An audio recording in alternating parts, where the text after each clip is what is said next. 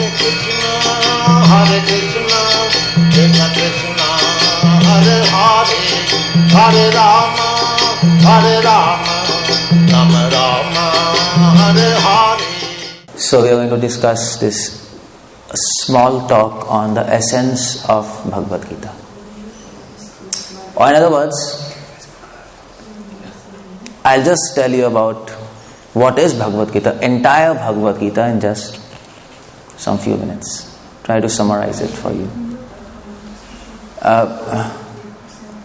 Because Bhagavad Gita is a difficult book, but only when you don't understand it. When you start understanding it, it is as easy as ABCD, because it is applicable to your life. So, Bhagavad Gita has 18 chapters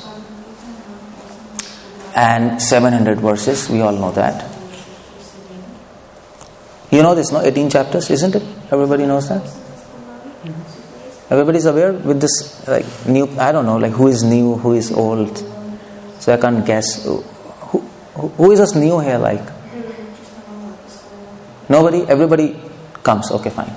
I have to decide what level I have to speak. Okay, so we have 18 chapters in Bhagavad Gita, and Bhagavad Gita is the essence of all Vedic scriptures.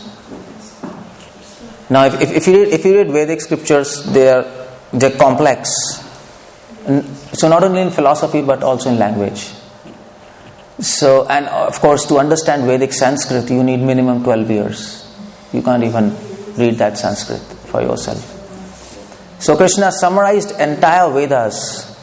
Like, for example, Rig Veda has around 1 million verses. 1 crore verses. 1 crore, I don't know how much that's in million. So I think around 1 million verses. And then there is Yajur Veda, Third Veda, Sam Veda, Upanishads, Puranas, Pancharatra. There's so many texts with us. Krishna summarized everything in this 700 verses, that's all. So what is this Bhagavad Gita all about? What is the message of Bhagavad Gita? That's the question. So first chapter of Bhagavad Gita is... Focus on me when I say. Okay, can you see this? Can everybody see that? Okay. The first chapter of Bhagavad Gita is... So what's the name of that? First chapter? Yeah. Observing the armies at the battlefield, isn't it? So first chapter is very important in Bhagavad Gita because it sets the scene. It is a preamble, and that's one of the most important. If you don't understand first chapter, you don't understand anything about Bhagavad Gita, what's happening. Now first chapter is, the name of first chapter is Observing the Armies. If you read the name. Now what's happening is, Arjuna has his own observation and perception of the life. Now Arjuna is standing on battlefield and he is observing the battlefield from his observation. And he is coming to this conclusion by his own observation, I don't want to fight. Because there are his brothers and sisters there as opponents and he don't want to fight with them. And he gives many valid reasons for that. And then Krishna says, you're fool. Krishna has his own observation of the same scene. And Krishna, by his observation or perception, he comes to a conclusion, you should fight. You see the point? It's the same scene, same battlefield, but there are two people, one Krishna and one Arjuna, both are coming to very different conclusion. Arjuna is saying, I'll not fight. Krishna is saying, you should fight. Arjuna is saying, if I don't fight, like, I'm feeling distressed. Krishna says, yeah, that's the point. If you fight, you will be happy. So here is a problem. First chapter sets the problem of life. A problem is we want to observe this life by our own eyes, by our own perception, and that is a problem. Our perception is imperfect. You see, our own observations are imperfect. If we try to judge life, whatever is happening in our life by our own perception, by our own observation, we will definitely come to wrong conclusion because our perception is imperfect. and limited by time and space. So it's like for example, the same object can be different for different people. Just like a female. If a child sees a female, he will perceive the female as mother. If an adult sees a female, a young boy, he will perceive female as maybe girlfriend or lust something. If the female's mother father perceive her, they will perceive her as a child. And if a lion sees her, she's food, that's all. Nothing more than that. She's a food for him. Same object but different observations, and different observations, different conclusions. So whose observation is correct? Child, father, or the young boy, or the lion? Whose observation is right? What do you say? All of them or none of them? Yeah, none of them. Because when Krishna sees that female, for him what is that female? For him that is a soul bonded in a material body. A soul entrapped in a body of flesh and bones and meat. That's all. That's how he sees. It's a very different observation. When Lord Ram, he was going in the forest with Lakshman. He saw some trees, like in autumn, leaves fall down. So he saw some trees and leaves have fallen there on the floor. And he said to Lakshman, Lakshman, you see these? Well, for us it's nothing interesting, Leaves have fallen, that's all. But Ram said, you see, these leaves are fallen, they're dry up. Similarly, when we disconnect ourselves from God, we dry up and we fall down. That's how he's perceiving the entire situation as. So it is very important. Whole Bhagavad Gita is all about changing your perception, changing your observation. What's this?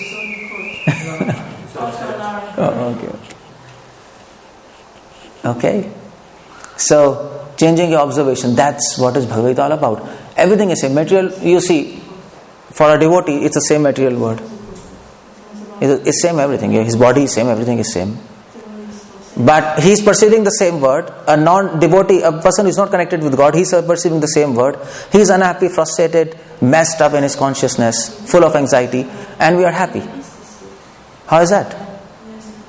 Everything is same. We eat the same food, he eats the same food. We sleep, he sleeps. We talk, he talks. We walk, he walks. We have same problems. The material world, there are problems, and he also has problems, but one is happy, one is not happy. Why? Because of perception. That's all. It's all perception. You have to learn how to observe this world from the eyes of God and not from your own eyes. That is Bhagavad Gita all about. That is it. The first chapter begins with the problem, I am perceiving word with my own eyes, and it ends with the chapter and convinces you that you should perceive this word by the eyes of God, and then you will be happy. But to come to that conclusion, you need the whole Bhagavad Gita. Why should I perceive from the eyes of God? Why should perceiving this word from the eyes of God will make me happy? That's the point. These are the questions. Who is God? Why at all I should know God in the first place? You see, so many questions are there. So to bring to that point, Krishna develops a theme and he speaks Bhagavad Gita. Is it clear to all of you? Is it clear? Yeah, yes or no? Yes. Yeah, you should speak yes, yeah. It's good, because otherwise I'll not know what's happening. Okay, so now Krishna begins Bhagavad Gita. And he starts his... No, yes, go to second. So the name of the second chapter is... what's the name of the second chapter? Contents of Gita summarized. So now Krishna's project or mission is to convince Arjuna or all of us, that we should lead a life not by our own ideas. Perception means your own ideas, but through the ideas of God.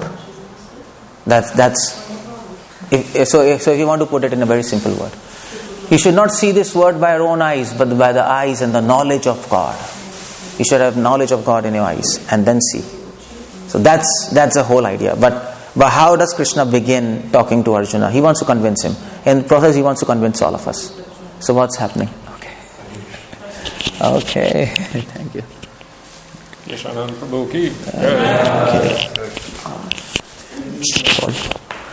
Okay.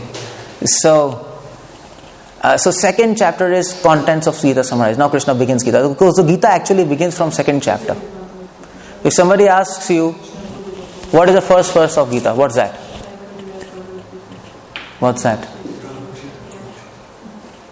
What's the first verse?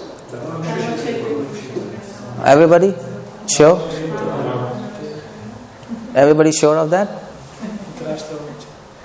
What is Krashto? What's that? Okay, yeah. If anybody says what's the first verse of Bhagavad Gita, you have to ask him a question, which definition you want. So officially, Bhagavad Gita begins with this first chapter, first verse. 𝗪𝗪 𝗪𝗂𝗪 𝗪𝗂𝗪. We know all this. But actually Gita doesn't begin from this point because Krishna doesn't speak this. This is spoken by Dhritarashtra. 𝗪𝗪 𝗪𝗂𝗪. So Gita actually begins with second chapter, 11th verse, where Krishna starts speaking his knowledge. So anybody asks you from where Gita begins, the second chapter, 11th verse, not first chapter, first verse. You don't begin from there. So that is a very official answer where Gita begins is first chapter, first verse. But a very literal answer where Gita begins is second chapter, 11th verse. And what is that verse? Anybody knows? It's simple. 𝗪𝗂𝗪 𝗪𝗲𝗪𝗀 प्रज्ञावादां सभाषसे गतासुम अगतासुमश्च Nanu शोचन्ति पंडितः.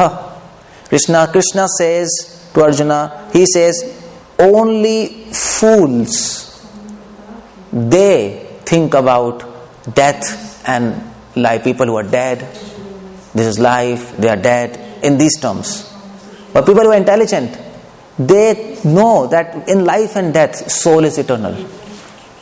Ultimately. Death is also an illusion as much as birth is. Because for soul there is neither birth, neither death. Isn't it?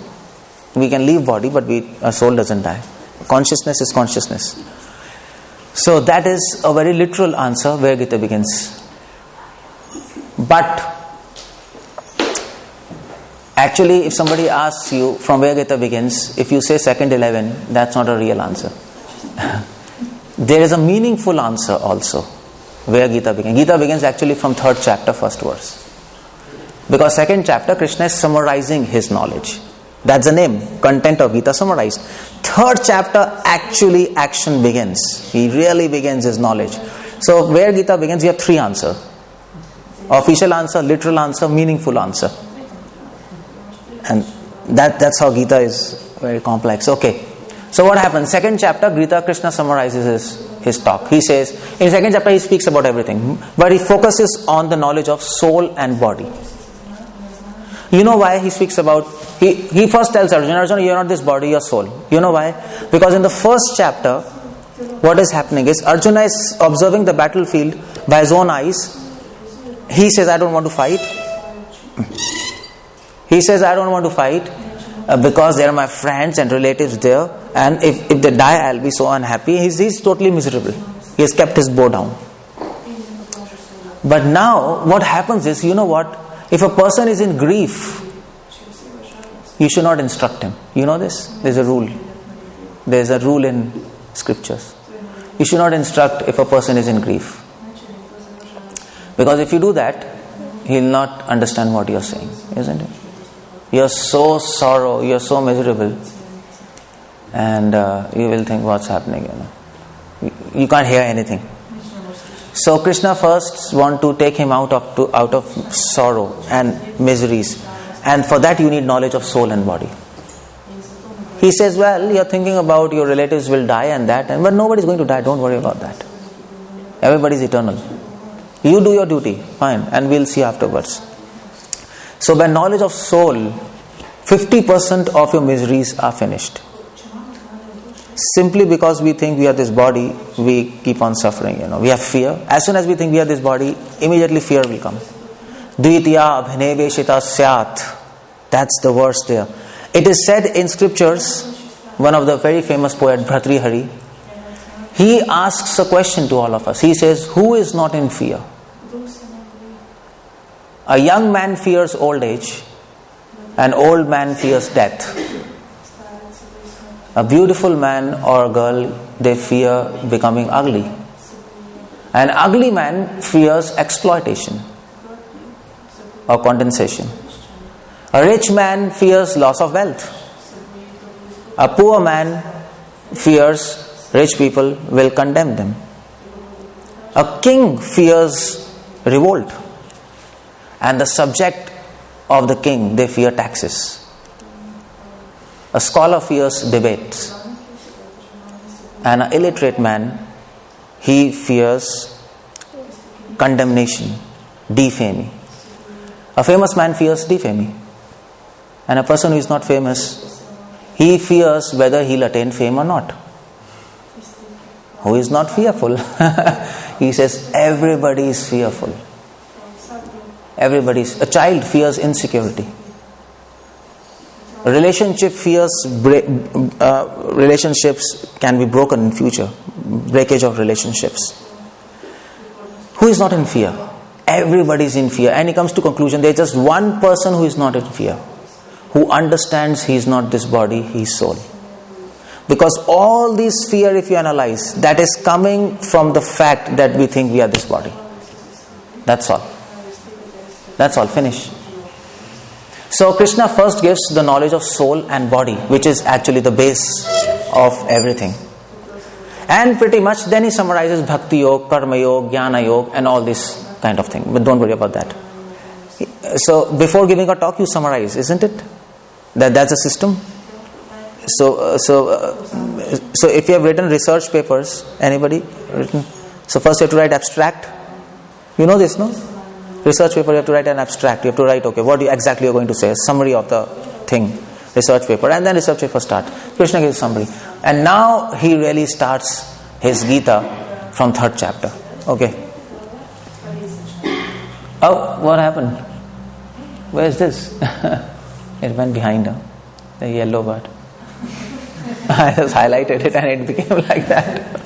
It's funny, it's crazy. Yeah, it's crazy. Go to the next slide. It's missing or? Oh no, just go behind 3rd chapter. Yeah, I'll give you again. It's bad. I have to change it. Okay, no problem. It's a quiz for you. I'll ask you. Let's do it like that. So what is 3rd chapter? 3rd chapter is Karma Yoga. So Krishna says spirituality begins, karma means action, yoga means joining. So Krishna says, if you want to understand your soul and not this body. Now we just hear about this, isn't it? We have just heard it now. We are soul and not this body. But we don't realize it. We don't realize it. Isn't it? We are just theoretical knowledge. But we don't exactly realize that we are not this. When we see ourselves in mirror, we don't think that this is a machine in which I am sitting. We don't generally think by reflex. We think this is me. Simple. So to get that realization that you are soul and not this body, you have to do something. And you begin with Karma Yoga. You begin with action. So spirituality is action. That's the idea. Krishna consciousness, devotion or realization of any path, any true spirituality begins with action. You have to act. It doesn't begin with meditation. That's wrong.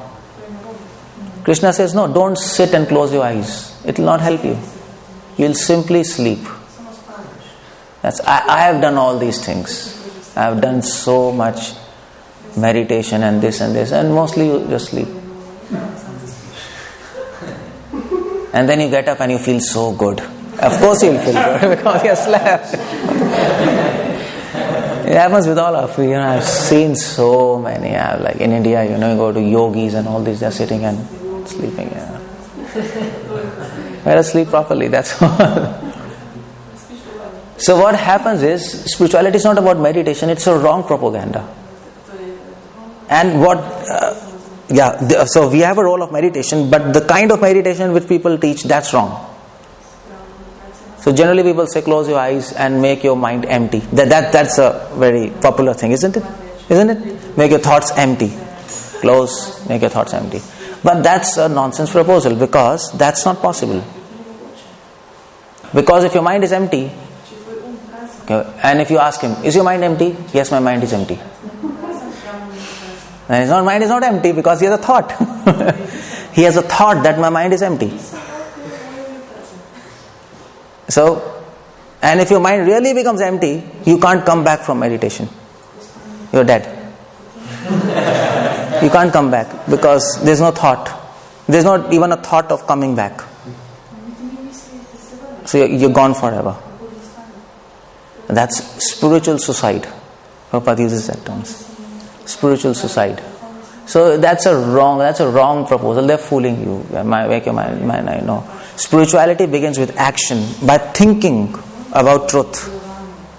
Not making your mind empty and become crazy. Think about truth. Think, act for God. So there it is. So what is that yellow thing? What should be there? Just fill it up. Yeah. Work or action. Action, that behind that yellow thing is action. Suppose action should be done conducive to realize the soul. These actions are for God, and are called as service. So karma yog means joining, karma means action. When you join your actions with God, and you do actions with God, for God, you don't do actions for yourself, for your selfish purpose. That is called as service. So devotion begins with service. And we all understand that. And Krishna is now making a theme. Prabhupada always says, act for God. Prabhupada says, do the needful. Prabhupada says, when you're young, do something. Do something for God. So for that, you should know what you have to do, isn't it? You have to have knowledge. You have to have some knowledge. But that will come later. But the idea is Krishna is trying to urge Arjuna, yes, or all of us, do something. Plan something. Think something what you can do. So that is called as service. So the idea is, chapter 3, Krishna is saying, don't just keep on acting for your body, for your survival. Survival is not the aim of life. That is for Darwin or evolutionists, but not for devotees. That's not the purpose of life, survival. Survival anyway, you'll survive somehow or the other. Everybody survives. Even a madman survives, isn't it? You see in India, here you have mad people like roaming in the street. In India, in India you have, There are some people go crazy, and they're just roaming in the street. You have here? You have here like that? Or they take it in prison or... Huh? We have election on Sunday. Here they lock them up. Lock them up. In India, like they're just in the streets, they are just mad, Nobody cares for them. They're just roaming, without food, without clothes. They're mad. They just roam like that. But they're alive. They somehow get food. God arranges for them. And they're alive. They just sit whole day on the road and just see what's happening and check it out. That's all. It goes like that. So, don't worry about survival. Survival of the fittest. That's what we are taught. Be fit and then you can survive. No. That's not, that is for animals, not for humans. For humans, there's much more than survival. And that's this point. Do not act just for body. Act for soul. Try to understand your soul. And try to understand your soul, you have to start serving God. To understand your soul and not this body, you have to connect yourself with God. And it's very easy to understand. You see, okay, fine, okay, I'll give you an example now. Okay, close your eyes. What do you see? Quick. What do you see? Darkness. Isn't it, all of you? It is dark. It is dark inside. And that's what we are. We are all in darkness. That's what we say, isn't it? And there's a proof. There's a proof for you. When a self-realized soul, he closes the eyes. He doesn't see darkness. He sees himself. I am who I am. You will see your true self when he will close your eyes. When you become self-realized, you will close your eyes and you will see who are you, your real entity. But now everything is dark. So how to see that? How to come to that platform? For that you have to connect yourself with God. Just like if you close all this light, it will be dark in this room. If you want to see something in this room, you have to take help of light, isn't it? Even though your eyes are perfect, everything is good, without light you can't see. Similarly, to see in darkness your own soul, your own true self, you need help of light, the light of God. You need the help of God. And that is why Krishna says, you start connecting yourself with God now, first. And the first thing you can do to connect yourself to God is serve Him. In other words, act for Him. Don't spend your time acting for your body. Don't waste your time on your body. Don't just keep on decorating your body for 2 hours. You know what? In India, we used to have beauty parlors for females, like 10 years back. But now you have beauty parlors even for males. Here you have for males. It's normal, but India it's not like that. For males you have beauty parlors. They are going and 3 hours they are just sitting for hairs. What's that? It's not a good idea. You spend 3 hours for your hairs, which are in fact dead. Hairs are stool of body. You know this? Hairs are the excreta of your body. They are the dead cells which your body is trying to excrete. That's hairs. And people are spending 3 hours on this excreta. It's like that. Excreta? Yeah, stool. There's nails and hairs. It's useless. And that is the society all about. It's insane actually. This is very superficial life. Nothing deep, very superficial, just spending your time in hairs, body. It's like it'll never be satisfying. It's never going to happen like that. You have to go deep. You have to become wise. So Krishna says, okay, chant, do some service. Okay, that's the 3rd chapter. Now the idea is, when you start acting for God and do some service for Him, you need to know what to do, isn't it? Okay, now I have to connect. I have to act for God. So what to do? That's the 4th chapter. The name of 4th chapter is, what's the name? Transcendental knowledge. So you need knowledge for that. A detailed knowledge of soul is described to mature and intensify the service attitude. 4th chapter, Krishna gives knowledge of soul and God, and he tells also in 4th chapter what you can do for God. Knowledge of these 3 things. What is soul, what is God, and what you can do for Him. That's what we wanted to know, isn't it? We wanted to know what we can do for Him, because 3rd chapter says you act for Him. So that is transcendental knowledge. So 3rd chapter is action, 4th chapter is knowledge. But the problem is, some people when they start taking knowledge, they forget to act. They're just absorbed in knowledge. Sitting, reading. Some people who start acting for God, they forget to take knowledge. So some people are there, some people are there. Krishna says, don't do like that. 5th chapter, Krishna goes. So what's the name of 5th chapter? What's the name of 5th chapter? Karma Yoga in Krishna Consciousness. Krishna says in 5th chapter, don't just take knowledge, don't just act. Act with knowledge. Combine both. Action in Krishna consciousness. You should act with proper consciousness. That's the idea. So the idea is action with knowledge. That's 5th chapter. Fuse both. Because knowledge will help to nurture your actions. Knowledge will help to give enthusiasm to your actions, isn't it? Because you know why you're doing that. And action will in turn change knowledge into realization. If you act with the proper knowledge, you get realization. And that's what 5th chapter is all about. Or in other words, let me put it simple. 3rd chapter is laboratory, lab. 4th chapter is your theoretical class. So in school you have like that, no? In school you have a class and then you have labs. You know this, no? So if you simply attend classes and if you don't go to lab, do you learn something? In chemistry? Chemistry you start reading something, but you go to lab. You learn something? Nothing. You have to go to lab also, because you have to apply that knowledge, what you have learned in the class, in your laboratory. You have to act in the laboratory. So, 3rd, this material world is like a big lab. You see how our observation is changing? I told you, I started with this point. We are observing the life by our own eyes without knowledge of God. So we think, material world, this place, okay, this place is this material world. I'm in Ljubljana, and I have to get to the top. That's it. I have to be the best. And these are my competitors, these are my friends, and that's how we think. But the devotee doesn't think like that. A person who has knowledge of God, he thinks this whole world, Ljubljana, is a big laboratory for you.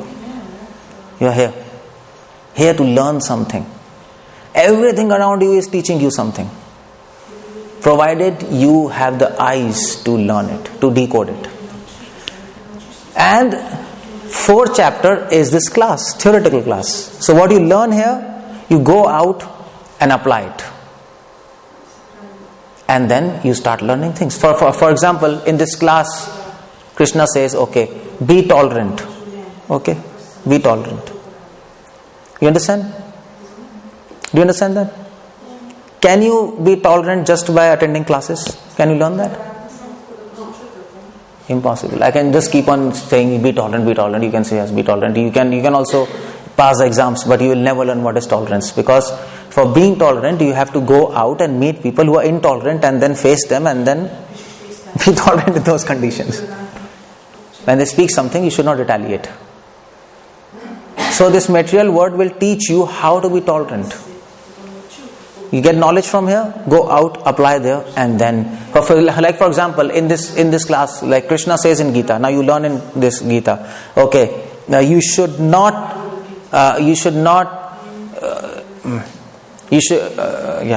So when you see something bad or wrong, you should not be affected by it. For example, there are so many advertisements and they're like funny advertisements, females and this and that. So Krishna says, no, don't see them, don't be affected. Now you go out, there's so many advertisements, so now what do you have to do? You don't see it. Don't just see it, avoid seeing. Otherwise your mind will become contaminated. So that's a practice there. You learn here, you practice there. You learn here, you practice there. Krishna says, don't waste time. So in class, okay, you hear this, but then you have to go out and then apply that. Because outside, when you go outside this room, there will be so many opportunities for you to waste time. In fact, every moment will pull you down. So many distractions. When you go out and then you remember, oh, Krishna says don't waste time, so I will not choose wrong thing, isn't it? So whole world is like a lab, and that's what is 3rd chapter. And 4th chapter is knowledge. And 5th chapter is Krishna is saying, combine both, knowledge and action. What you learn in this class, apply there. Lead your life like that. Believe, do application. That's very important. Application. Just knowledge is not sufficient. Just action is not sufficient. 5th chapter is all about application. So can you fill in the blanks here? In other words, perform dash with the dash of soul.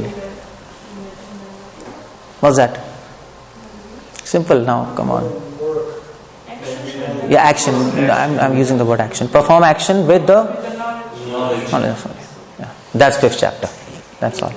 Okay, but the question is, when you try to do this in outside, your mind will get distracted, isn't it? Your mind will get distracted. So Krishna says in 6th chapter, Narayan, you need to see me. Krishna says in 6th chapter, so what's the name of 6th chapter? Dhyan Yoga. Dhyan Yoga. Dhyan Yoga means be attentive. Dhyan means what? Dhyan means attentive. Dhyan Yoga, now you have to be attentive when you are serving God, when you are applying this knowledge, because many things will distract you and pull you from the path. And to be attentive on the path of spirituality, there are two processes. One is Ashtanga Yoga, one is asana, pranayam, this, that. Another is by the power of devotion. If you're sincere, you can be attentive. You have the power to be attentive. You have the power to protect yourself from temptations and distractions. So Krishna says, there is a yoga process. By that you can be attentive, by fixing your mind on a point and practicing all these things, asana, pranayam. That's okay, but that process is difficult. You practice devotion. You serve me. By service, you get more service. By serving me sincerely, by my grace, you will get attention in service. I will give you, don't worry. You don't have to do anything else to be attentive. Just keep on serving me with knowledge, and I will give you attention. That's my gift to you. That's 6th chapter. So what's this here? Fill in the blank. Be dashed to serve by associating with spiritual people.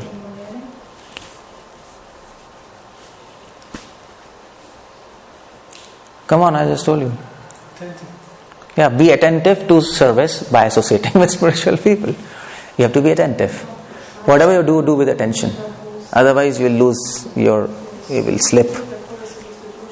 And that attention will come by devotion. And the most important in devotion is association of devotees. So you will be attentive only when you will keep on associating with devotees. Once you leave association, your attention will start distracting. Like Bharat Maharaj. Bharat Maharaj, he was super elevated devotee, but he didn't have association of devotees. He lost his attention. So who are we? We lose our attention if we don't associate with devotees. Okay, that's 6th. Now, you already did. Now forget it. So what's the name of 7th chapter?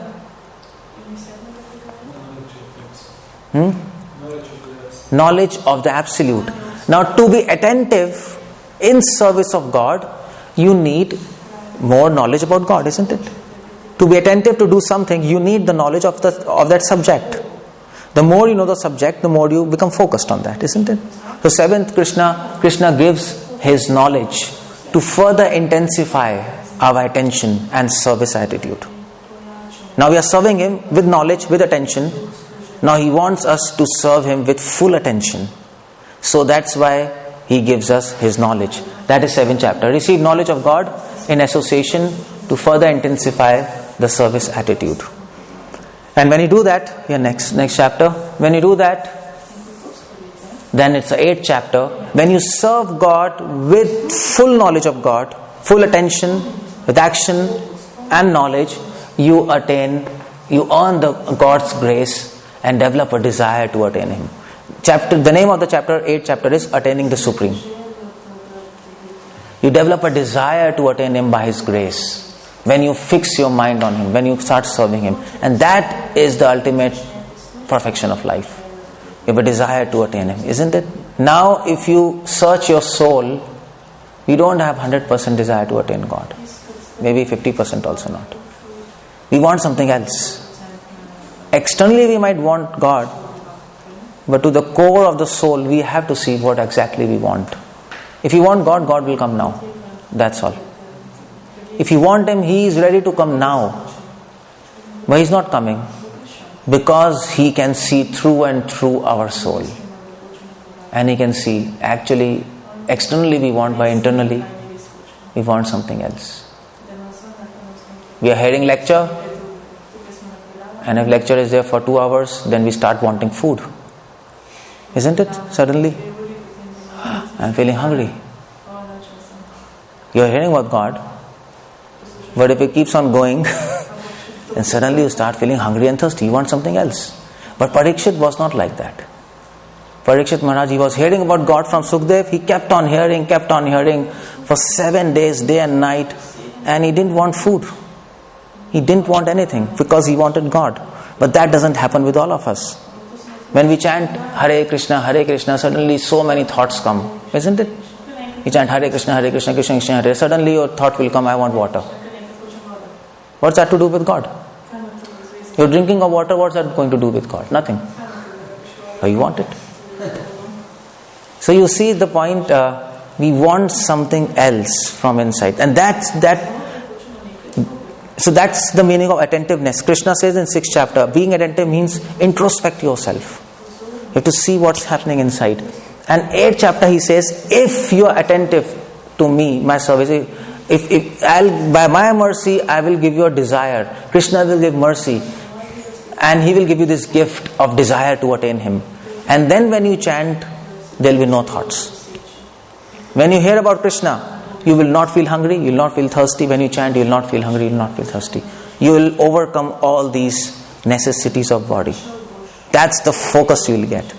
That's the desire to attain you will get. That is 8th chapter. And that comes by God's grace, if you are sincere. If you follow first 6 chapters nicely, then one day Krishna will give you His grace. And once you get the desire to attain Krishna, your job is done. Finish. Krishna is waiting for that. Krishna wants you, but we don't want him. That's the problem there. He's just waiting for the day when you want him, truly. When you want him, he'll just take you back. Finish. It's done. Attaining the Supreme. So, yeah, and when you desire to attain him, and when the desire to attain him becomes very strong, that is called as love. That's called as love. This is the most confidential knowledge. The 9th chapter name is most confidential knowledge. Knowledge about soul is confidential. Knowledge about God is more confidential. Knowledge about love is the most confidential knowledge. To understand what is love of God, that's difficult. And that is when you have desire to attain him, Krishna will give you the next gift, love for him. And to intensify that love, Krishna, next, Narayan. In the 10th chapter and 11th chapter, Krishna reveals his secrets to his loving devotees. When you love Krishna, Krishna will start revealing himself to you. And in 10th chapter, so what's the name of 10th chapter? Opulence of the Absolute. In the 10th chapter, 11th chapter, he reveals his power. How powerful he is. That is this chapter. He is all powerful. That yellow thing behind that. He reveals his power to you. How he is omnipresent, omniscient, omnipotent. He is everywhere. He knows everything. He is probably like a super computer, maybe more than that. He knows everything. So that is God, all powerful, almighty, let us say like that. So he reveals himself to his devotee.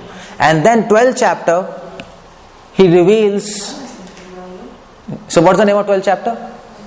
Can you tell me? Yeah. Devotional service. In 12th chapter, he reveals something. And what is that? In 10th chapter, he reveals his power. In 12th chapter, he reveals 12th. 10th and 11th is done. In 12th chapter, he reveals his sweetness. He says, I am not just powerful, I am also sweet. Because 12th chapter begins with a question. Arjuna asks Krishna, whether your impersonal worship is superior or your worship of form is superior. Krishna says, the worship of my form is superior. And form is related to sweetness. You can't think of a form without sweetness, isn't it? Krishna's form, that's sweet. So Krishna says, I am not just powerful, I am very sweet. Krishna says, there's no need to just fear me. There is God and you have to fear him. No, you can make friends with me. You can have a relationship with me. That's what is devotional service all about. 12th chapter. Devotional service is all about relationships. Relationships is all about sweetness. Krishna says you can have a relationship. And that's what 12th chapter is offering you about. Relationship with God. The sweet relationships with God. That is 12th chapter. So, Gita is finished, isn't it? Now you're related to Krishna, you have love, and you understand sweetness, and over, finished. But Gita is not finished, because there are 6 chapters more. So what's that all about? So 13th chapter, so what is the name of 13th chapter? Nature, enjoyer and consciousness. And 14th chapter, 3 modes of material nature. Now Krishna says, when you are walking on this path, in one day you will not attain love. When you are walking on this path, there will be obstacles in devotion. Obstacles in serving Krishna. That is 13th and 14th chapter. Some obstacles are from inside, some obstacles are from outside. It will not be that easy that you do and one day you can attain love. It's not that. There are problems. Some obstacles from inside. 13th chapter is talking about enjoying propensity. Nature, enjoyer and consciousness. From inside, your soul will say, I want to enjoy. Without God. Prabhupada says, we are not stopping you to enjoy, but you enjoy with God. Why do you want to enjoy separately from Krishna? But a soul will say, no, mind will say, no, I want to enjoy without God. And that's an obstacle, your mind will disturb you. And 14th chapter, Krishna says, there will be obstacles from outside also. Disease in body. Many people will start telling you what you are doing, this is not correct, this and that. Confusions, circumstances, all these 3 modes will stop you. These are obstacles. And 15th chapter, the name of 15th chapter is Yoga of Supreme. 15th chapter is offering you the solution to get rid of obstacles. Our mind is disturbed. People are disturbed all around us. What to do now? How to get over this thing so that we can serve Krishna nicely. 15th chapter is Yoga of Supreme. Krishna says, accept the guidance of devotees to relieve this obstacle. Asanga shastrena dridena chitva, Krishna says, by the weapon of knowledge and detachment, cut the root of these obstacles. And this knowledge you get by association of devotees. That's all. So he says, okay, associate with my devotees, get knowledge. So it's done. There is just one more question left. Gita is not done. We also have to know whether we are advancing or not. We know other obstacles, that's okay. But are we really advancing on path of devotion or not? What's the thermometer? How do we know that I am advancing in devotion? How do we know I am going close to God? I am following a process, but then you have to know. So 16th and 17th chapter are offering the parameters of advancement. Oh, okay, fine. This is a quiz for you. Advancement of service depends upon 2 things. 16th and 17th chapter. So what is the name of 16th chapter? Divine and demoniac. So the first symptom of advancement is 16th chapter. You will start developing good qualities. Divine qualities if you connect with God. Demoniac qualities will go down. If that is happening, that means you are walking on path of spirituality. You are going close to God. If you are not developing good habits, if your bad habits are not going, nothing is happening. You are simply imagining you are spiritual. You are feeling nice. It's like that, no? Like people do meditation and say, I am feeling so nice. But that's not a parameter to understand whether you are advancing or not. You will feel nice, okay, that's okay. But that's not you will feel also nice when you go to a party. It's all the same. Or you sleep. It's all the same. So feeling nice is not everything. That's not a good concept to judge whether you're advancing or not. That's nice, you're feeling nice, but you can't judge by that whether you're going near God or you're going away from God. The first symptom, if you're going near God, or if Krishna is coming towards you, let us say like that, and he started liking you, the first symptom is you'll develop good qualities. This means because as you come near the source of goodness, you will get goodness, isn't it? If you go near the source of water, you will become wet. If you go to source of heat, you will get heat. Similarly, if you go to a source of all goodness, which is God, you will start getting good qualities automatically. Your bad qualities will go. Like lust, anger, greed, envy, they'll just wipe off. Good qualities like simplicity, ahimsa, 𝗙𝗶𝗶𝗀𝗀, simplicity, humbleness, tolerance, wisdom, they will start appearing in you. Compassion, everything will start appearing in you slowly. And 17th chapter is the next symptom of advancement. Two symptoms. First is good qualities. Second symptom is if you are going near God, you will start developing faith. Divisions of faith. A faith which cannot be confused by any power in this material world. That kind of faith. Now faith without knowledge is a sentiment, isn't it? Faith which is based on knowledge, that is real faith. So Krishna says that when you're coming near me, when you're advancing in devotion, you will start developing wisdom, not just knowledge. And you will start realizing knowledge in your soul. You will start seeing this word with the eyes of wisdom. And that's what is 17th chapter. And that is faith. You will not become confused by anything what you see around, because you have knowledge in you, a mature knowledge. So these are two symptoms of advancement: mature knowledge and good qualities of faith, strong faith. And so what's the 18th chapter? What's the name of the 18th chapter? No. Perfection of renunciation. So, okay, go behind. So what do you fill in those blanks? 16th chapter, 17th chapter, what's there? Advancement in service depends on manifestation of good qualities and strong faith.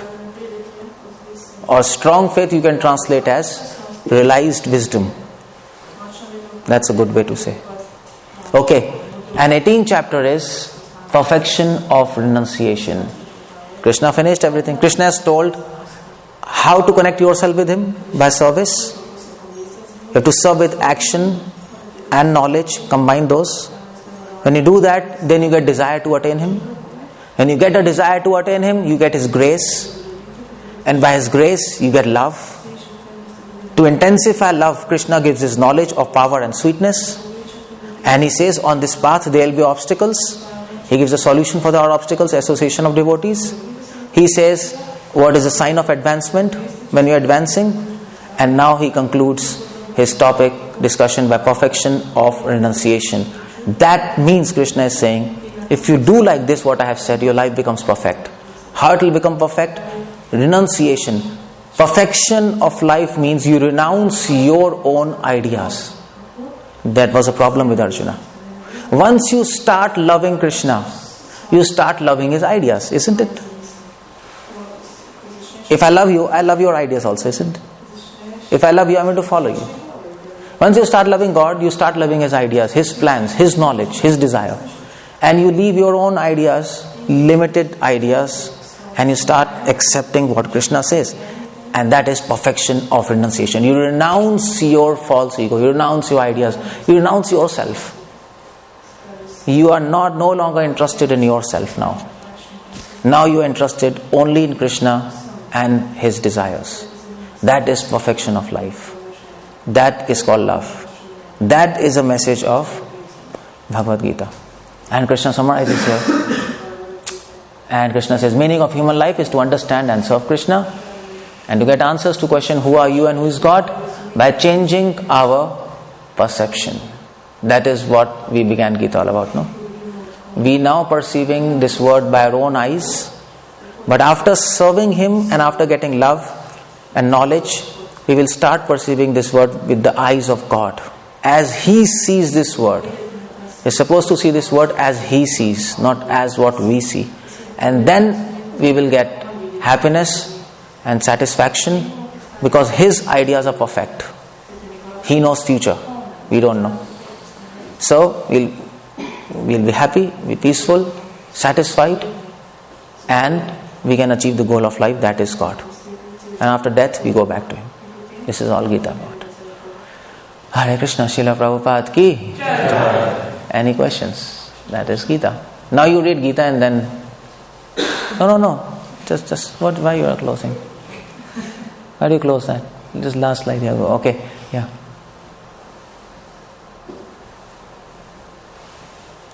No, open the last slide, what I showed you. Yeah, that's all, yeah. Yeah, you.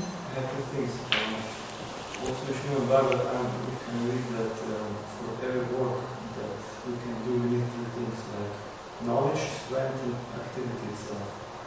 And sometimes this strength we get with the body, with the modes of nature. So sometimes it's maybe we have this strong will, but because the lack of strength, we cannot do maybe sometimes something. So what's the point? This also, if you go outside and if you see commercials and everything, for someone it's maybe much more easier, but for someone who has not that strength, that comes. Strength of what? Body? Strength, yeah. I mean, it's a lot of kind of strengths, like discipline, like intellectual strength, like emotional strength, like any kind of strength. Yeah. Bhagavatam says you should be at least healthy to pursue spiritual life. If your health is spoiled, then you can't do anything. But nevertheless, Bhagavatam says that, yesterday the same question they were asking, and the same point came. Bhagavatam says you should care enough about body just for health. Don't waste more time than that. Keep yourself healthy, finish, that's all. Don't make your body beautiful or something like this. We are not interested in that. You can't become beautiful if you're not beautiful. Let's be frank, it can't happen like that. It's all imagination. So, that's all. Everybody is beautiful in soul. Body, who cares for that? You know what? Real beauty is not by body, but by character, isn't it? And this happens in this material world. If you have a friend who is very smart and very beautiful, but he is completely nonsense, will you be his friend? He speaks lies and he is angry fellow and all bad qualities, but he is very smart bodily. Will you be his friend? No. The relationship breaks. So beauty is by wisdom and character, not by body. So I think if that's your question, that's okay, fine. One more thing is sometimes we have this discussion between endeavor and destiny. Oh, okay. So Yeah. It's in the lives of the devotees, and also maybe not, because in Bhagavad Gita, Krishna says that no matter how hard they're going to fight, they're all going to die. Yeah, actually you're right. This is a big question, at least in modern age, of efforts and destiny. Now the common propaganda in the society is there's no destiny. Efforts, you can achieve anything, isn't it? That's what is common propaganda. And all these management gurus, success gurus, they come and say, to hell with destiny, If there is destiny, we'll change it. We believe in efforts. But that is a wrong proposal. Now why? I'll explain you why. And this explanation is given in Pancharatra texts. Now how they explain is, you see the point, if suppose in your destiny, it's written that you will earn maybe $100,000 in whole life. That's written. But now you decide, I will earn $3 million by my efforts. Now you decide that. But your destiny says $100,000. You go to astrologer, he says, well, it's written $100,000. You say, I will change it. And I'll show you. And then you come and write $3 million on your wall, on your fan. That's what they say, write it and keep on, the secret, keep on thinking and you will attract. Okay, if you do that, and if you put extraordinary efforts, you will earn $3 million. No problem. That will come. Because you are putting efforts, you are always thinking of that. You are always thinking of a goal. So it might come, it might not, but if you have opportunities, you will not miss it. Because you're planning. and you put efforts and intelligence and you somehow get it. Maybe. Somehow get it, $3 million. So you have changed your destiny? No. Because your destiny said you will get, your destiny didn't say you will get $100,000. Your destiny said you will get the happiness which is brought by $100,000. So still you have not defeated destiny, because you will only be able to enjoy $100,000. Rest of the money, either your wife will spend in shopping, or your child will take, or you'll become sick, and doctors will take. That's what Prabhupada says. You will not be able to enjoy that money. So the money which you can't enjoy is as good as not having it, isn't it? So still you don't have that money. So in the end, destiny wins. But the point is, you put efforts and you wasted your time. That's all. And in the process, what happens is, in the process you have to struggle a lot, and the happiness which you're experiencing now because of past lives, past karmas, that also you spoil. So you're not able to get happiness now because you're frustrated, and later also you don't get happiness because then you're frustrated and then spoiled everything. So that is called destiny. So that's why you're right, I mean to say, all this propaganda is wrong. People think we have changed destiny by earning more, but actually they're fools. They didn't change destiny. They can't get more happiness. What is this time? They can get more money, but not more happiness. What is this time to them? Destiny fixes your happiness and sorrows, and not exactly the means, not the money, not your efforts. No, you can do your techniques, whatever you want, but happiness is limited. If you have to be happy on that day, you will be happy. And if your destiny says you will not be happy, even if you are a prince, you will get loose motions. You can't eat. You'll have to suffer. It's like that. It goes like that. That's an example given by the story for that. So yeah, be satisfied. That's what Krishna says. That's the greatest wealth of a devotee. Okay, anything else, or we'll just stop here. Okay, so thank you very much for hearing Bhagavad Gita.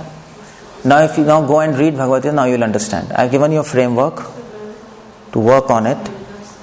Now you know the holistic view. Now you can add details in that, and you will start understanding. Because I saw many devotees have problem of understanding Gita. They can't understand, what's happening in 13th chapter, 14th chapter, and mostly devotees skip 13, 14. It's like, what's happening there, But now you know the flow, and now you fill details, you'll be able to understand. So, and also before I finish something, I have these pen drives. I have these pen drives, and these are my lectures there. I have so many seminars like this in these pen drives. This is like 200 hours of lectures and 12 hours of video, because I'm a scientist also. I'm a genetic researcher and doctor, so I generally preach to scientists. So in America I go to universities in MIT, Harvard, Stanford and all these. So all these seminars which I have presented, not just devotional but spirituality and science, about consciousness, about artificial intelligence and machines and evolution, but from a Vedic perspective, not their perspective. So all those seminars are also there in this. There are videos for that. And then many audios, full Bhagavad Gita is explained. I've tried to explain it logically, rationally, Bhagavatam and other things. So if you want to have this, you can have this. And thank you very much for coming here. Hare Krishna. 𝗙 Prabhupada ki. Okay. Hare Krishna, Krishna Krishna, Hare Hare, Hare Rama, Hare Rama.